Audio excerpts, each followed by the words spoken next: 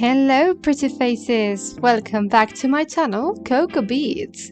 This is Laura and today I'm going to show you how to make this beautiful pair of earrings.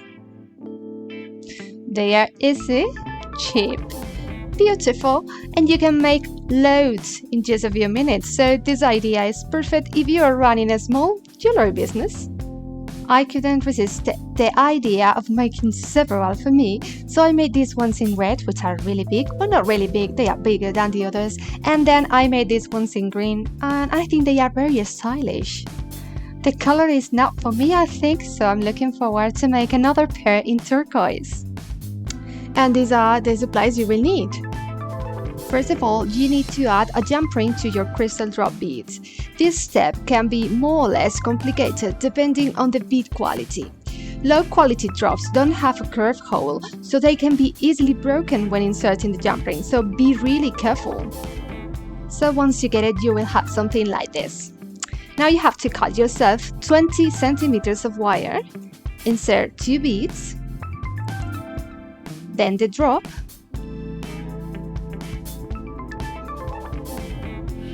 and then another 2 beads. Just like so. It's very easy, isn't it? Now you need a bigger bead. I'm using this pearl, but the choice is yours. You can use whatever you want. You have to thread the wire through that bead. So that string you have on the right goes to the left, and the one you have on the left goes to the right. Pull to tighten, and you are almost done. I told you it was very easy. Now all you have to do is to twist those 2 strings you have over the pearl, just like so. Just twist it for 2 or 3 centimeters, I think that's enough. And when you are done, use your round nose pliers to make a loop. To make it, bend it a little bit, just like so. And now go around your pliers, like this. Just go around it just a couple of times, cut the excessive wire you have, and hide the ends very well, just to avoid the scratches. Add an earring hook and all done.